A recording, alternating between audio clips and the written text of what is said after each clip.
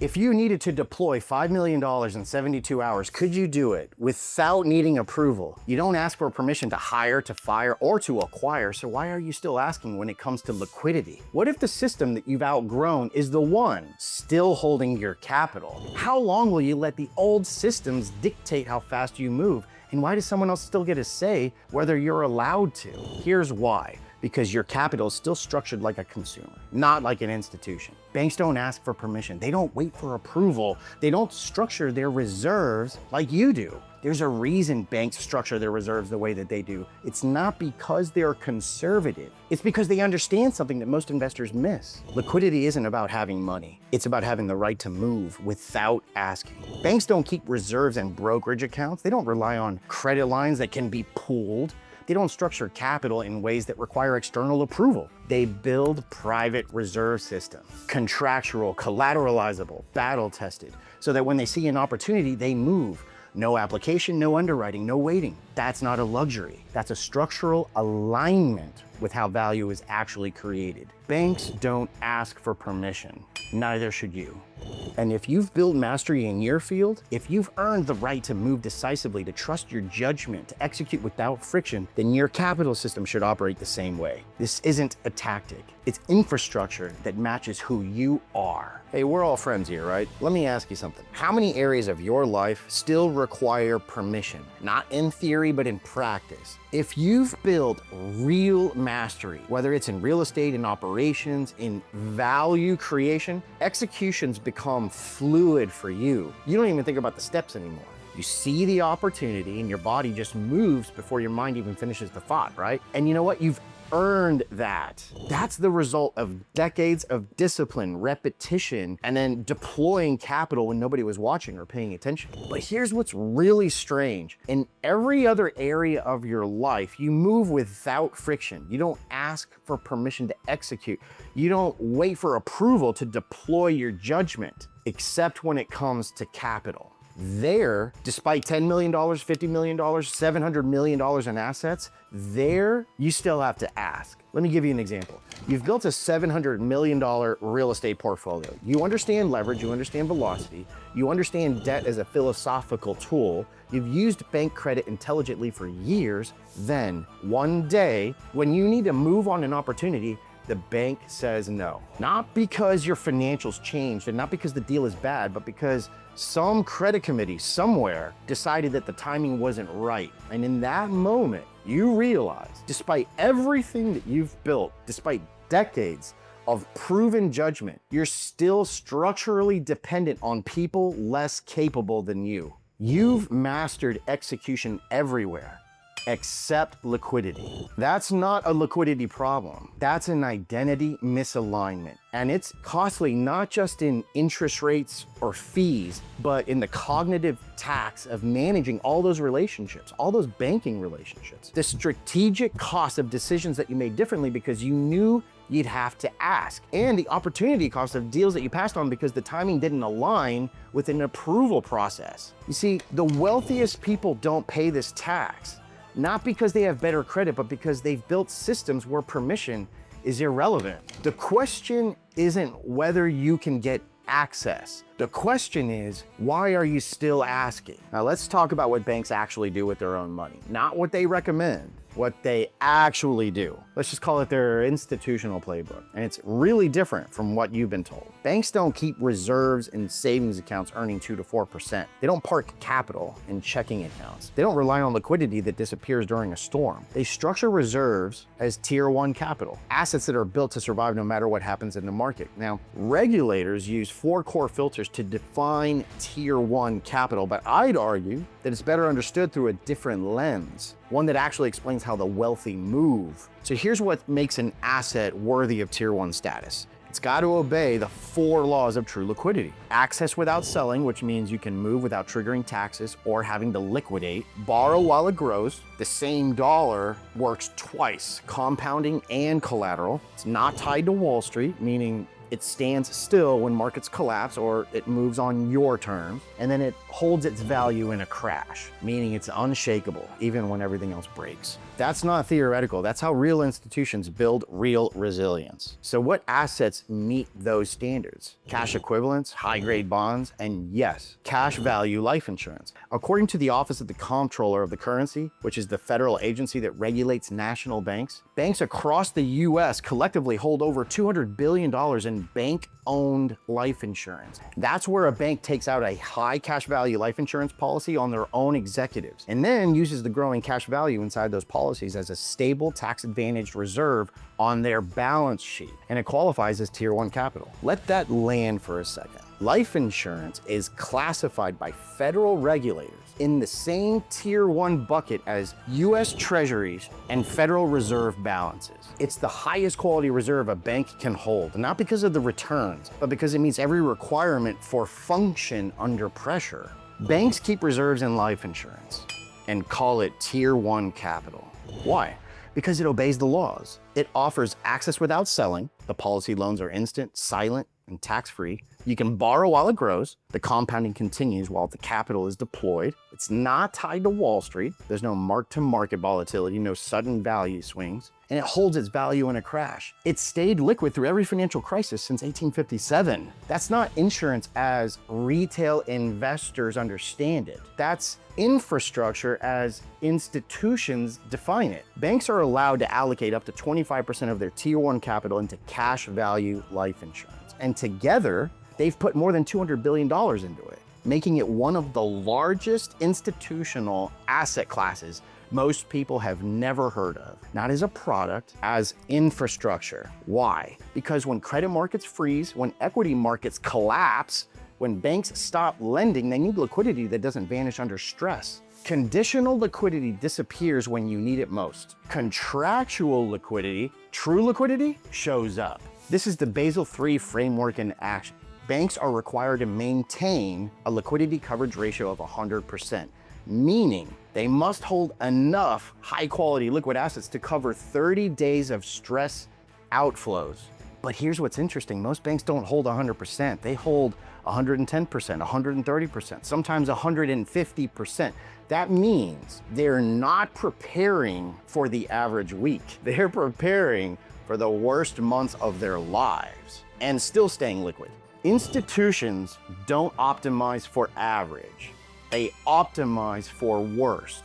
They don't ask what performs best when everything's fine. They ask what still functions when the average no longer applies. That's not conservatism. That's a system built to function, especially when nothing else does. Life insurance companies themselves, the mutual carriers that have survived every crisis since the 1800s, they structure their capital the same way. Northwestern Mutual, founded in 1857, has paid dividends every single year for 169 years. Through the Great Depression, through World War I, through World War II, through 2008, through COVID. New York Life, founded in 1845, they've paid dividends every year since 1854. Mass Mutual, founded in 1851, they've maintained full liquidity and accessibility throughout every financial crisis in American history. Past dividend performance isn't a guarantee of future results, but the track record speaks to their institutional strength or resilience. What I've found is the sophisticated question isn't what returns the most, it's what survives when nothing else does. So why don't retail investors structure capital this way? Because retail advice is designed for the wrong avatar. It's optimized for wage earners, not entrepreneurs. It's optimized for the accumulation phase, not the deployment phase.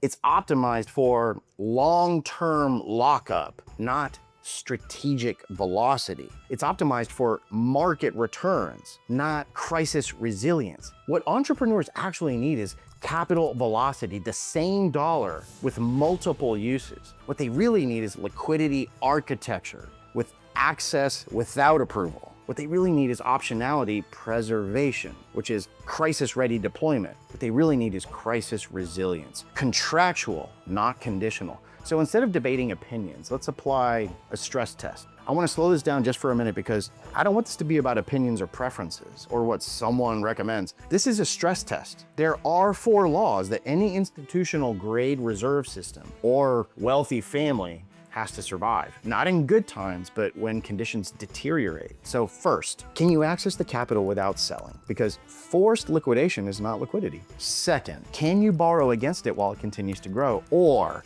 does the system shut off the moment that you touch it? Third, is it structurally independent from Wall Street? Or does market volatility determine whether it works at all? And fourth, does it actually hold value in a crash when speed matters most and permission just disappears? Because when you run every option through those 4 laws, most of what people call liquidity just fails. There's only one system that clears all 4. And that's why institutions use it as tier 1 capital. Not for returns, but for certainty. Retail advice tells you, don't leave cash sitting idle, invest it. But wealthy families, family offices, institutions, they think differently, man. Liquidity precedes growth. Access precedes returns. This is why endowments hold such larger percentages of total holdings in private reserves, even when it drags down average returns, because they've learned the best deals happen when everyone else is frozen. In 2008, while retail investors were paralyzed, waiting for banks to unfreeze credit lines and waiting for brokers to return calls and just waiting for the markets to stabilize, institutional investors deployed billions at 30 cents on the dollar. Warren Buffett deployed $26 billion across 5 deals. Private equity firms with pre-positioned capital acquired distressed assets at 30 to 70% discounts. The difference wasn't intelligence, it was infrastructure. They had contractual, crisis-ready reserves that didn't require approval, and they moved while everyone else waited. Speed isn't about urgency, it's about removing the need to ask. One of the coolest stories in modern sports isn't about talent. It's from a movie called Moneyball, the 2011 movie based on Michael Lewis's book. It's about the 2002 Oakland A's. The setup in the movie is brutal. The Oakland Athletics said they had one of the smallest payrolls in Major League Baseball, $44 million total, while the New York Yankees were spending $125 million on payroll. They couldn't compete on budget. They couldn't outbid the big market teams for all of these star players, so they changed the game. Billy Beane, played by Brad Pitt, he plays the role of the A's general manager, and he stopped asking, what can we afford? And he started asking, what does the market systematically misprice? And he discovered that on-base percentage, which is the ability to get on base consistently, was undervalued by nearly every single team. So while other teams were chasing metrics like home runs and stolen bases, the A's built a roster around players that no one else wanted. Players who walked more than they struck out. Players who weren't flashy, but they were systematically effective. And in 2002, with the 3rd lowest payroll in baseball, the Oakland A's won 20 consecutive games and then they made the playoffs. They didn't need more money, they needed a better system. So obviously the lesson here isn't, it isn't about baseball, it's about infrastructure. When you can't outspend the competition, you don't wait for conditions to improve. You build a system that works regardless of conditions. Most investors are still playing the old game. They're trying to outbid institutional capital. They're trying to time the market perfectly. They're trying to get better terms from the same banks everyone else uses. But what if you stopped competing on their terms and built your own system instead? Not to disrupt the market, but to move independently of it, quietly, contractually, without needing anyone's approval. That's infrastructure. Is your capital system designed to compete with institutions or designed to make competition irrelevant? Now, here's the part that most people miss. You don't actually need new capital to build this infrastructure. You could just as easily reposition capital that you already have. Let me show you what I mean. Let's say you've got $5 million sitting in low velocity cash. It's not working capital tied to any operations, not reserves earmarked for specific deals. It's just capital waiting in savings accounts, money markets, or short-term instruments. It's earning 4 to 5%, and it's telling you that it's doing something. But it's not idle because it's doing nothing. It's idle because it's not structured optimally. It's not ready to move. Maybe it's sitting in a business checking account getting 1%, or a high yield savings account getting 4%, or a money market or a CD getting 5%. It feels safe, but here's the truth. That cash might be sitting on the sideline, but it's already in play, just not for you.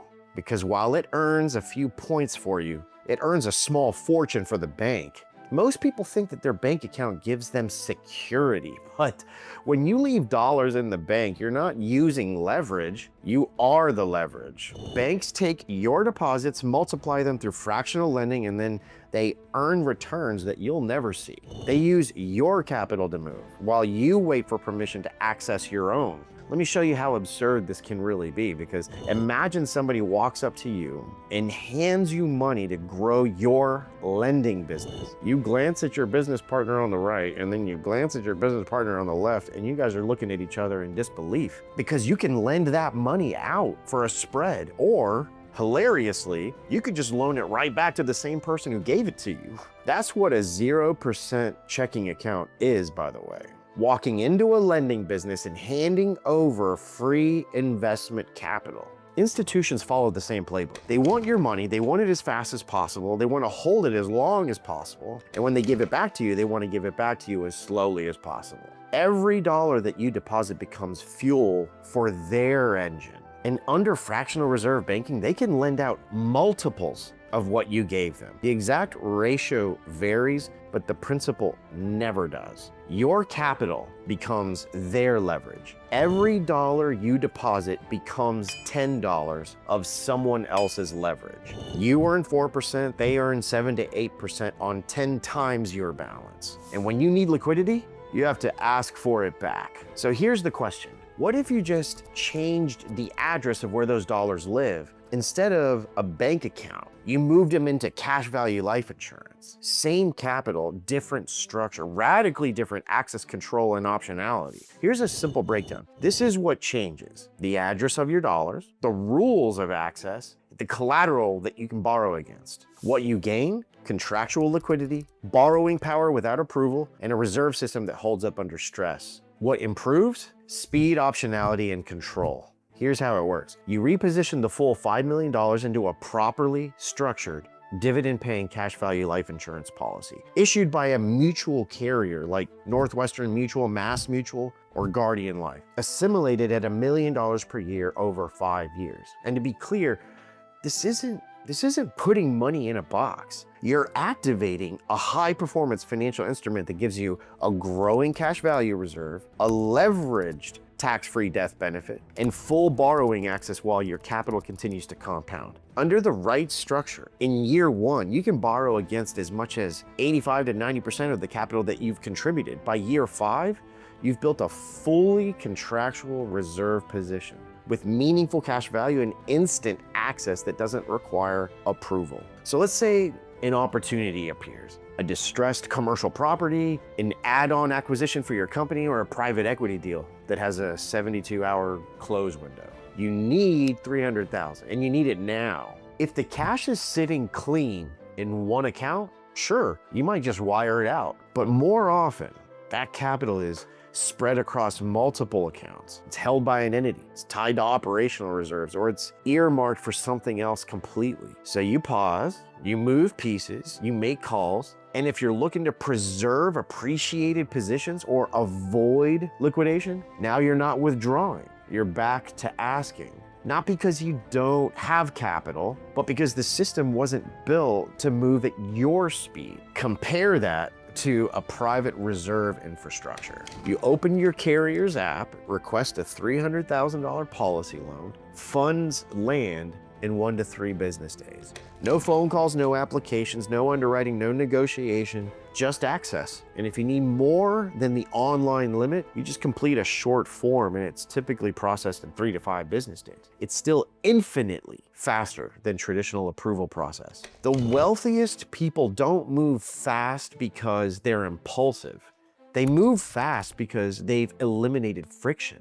My name's Christopher Hemmert. I'm the founder of the War Chest Principle. I build capital systems for families and firms who are just done waiting on banks and tired of asking for permission to move capital that they already control on paper. I study how family offices, family endowments, wealthy families, institutions, how they all build access, how they borrow without selling, deploy in 72 hours, and how they move with zero delay. Then I help private operators do the same, so they can move, acquire, and deploy without ever needing to liquidate or explain. Now you might be thinking, man, I've heard that life insurance isn't an investment. You're right, it's not an investment, it's infrastructure. And I can't even begin to really convey just how massive of a difference that is. Investments are judged by return. Infrastructure is judged by function. Does it provide contractual access when you need it? Does it maintain stability during volatility? Can you borrow against it without approval?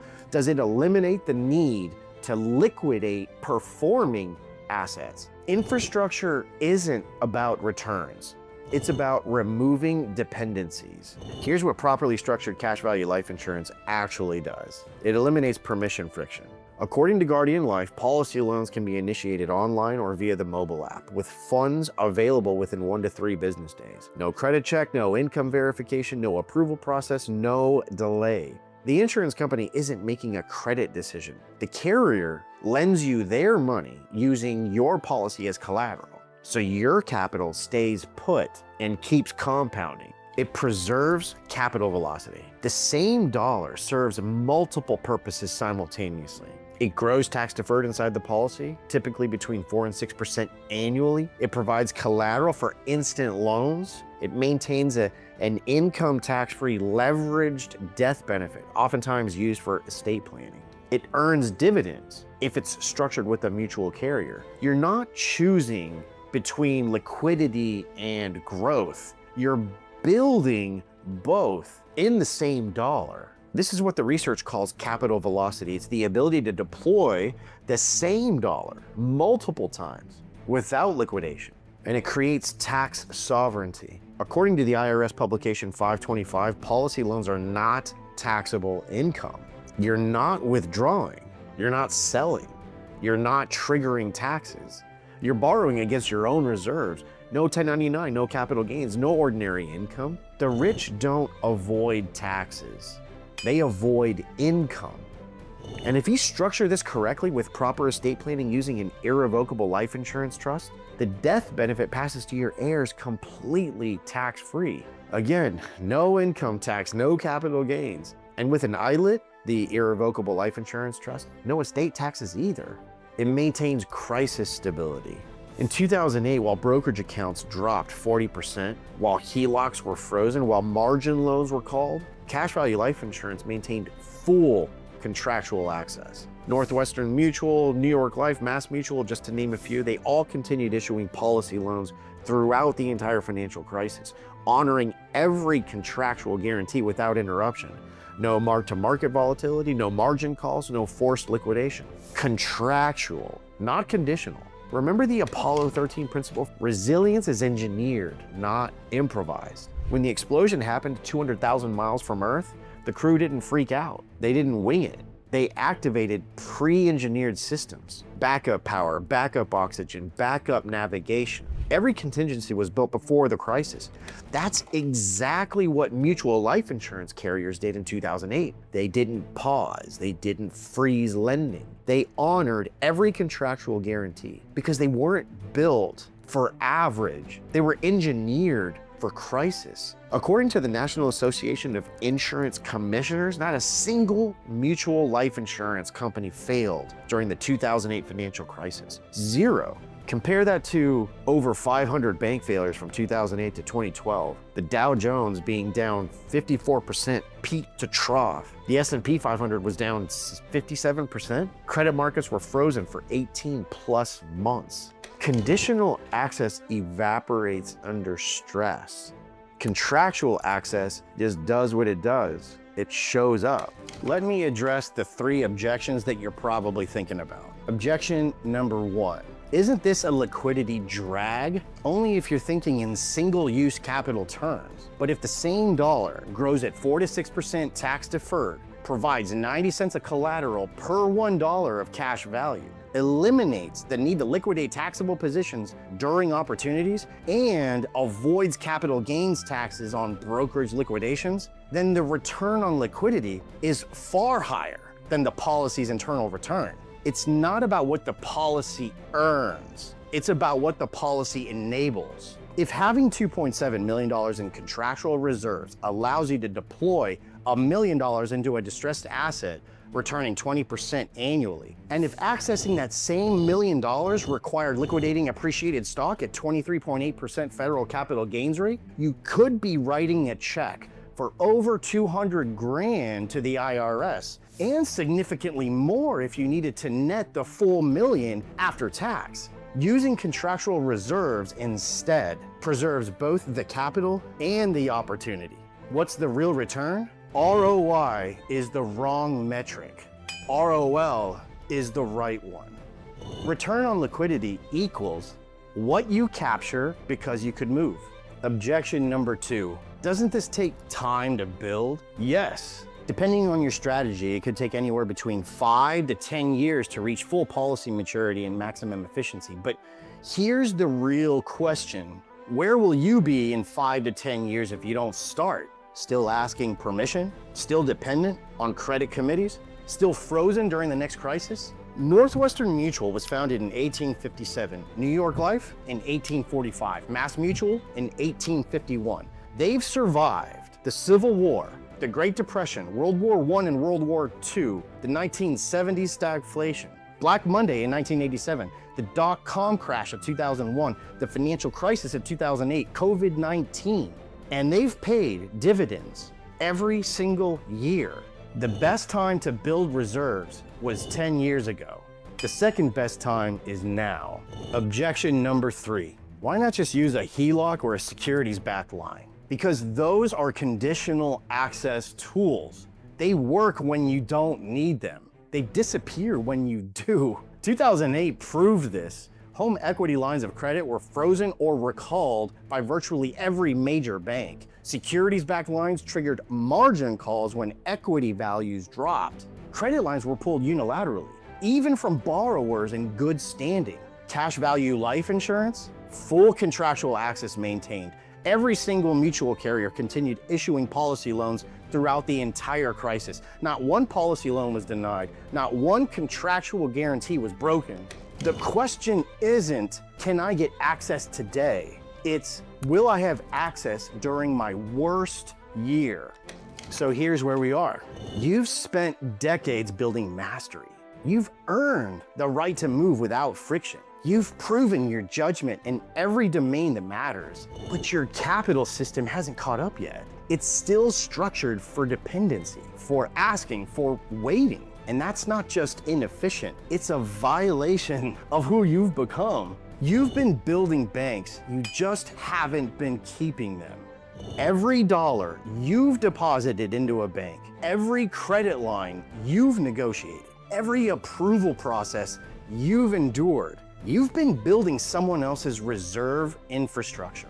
What I'm suggesting is simple. Build your own. Not because banks are evil, but because you've outgrown needing them. This is what mutual insurance companies understood 170 years ago. They're not owned by shareholders. They're owned by policyholders. When you become a policyholder with Northwestern Mutual, Mass Mutual, or New York Life, you're not buying a product. You're becoming a member owner of a financial institution that has survived every crisis in American history. And you're building a private reserve system that mirrors what banks do with their capital, but under your control. The wealthiest people don't need better access to institutions.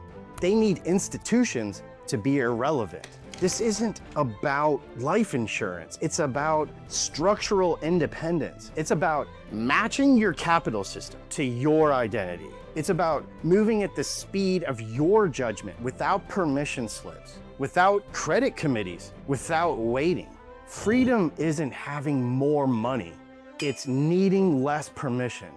You've earned your income. Now it's time to earn your freedom by thinking the way institutions do, by building a system that works without you, and by protecting the one thing you can never earn back, your time. If this hits home, subscribe. The channel's small for now, but not for long. I only teach what the wealthiest families and institutions actually do because they've figured out what works, and I think you deserve the same. Keep building for the generations you'll never meet until you meet in heaven. God bless.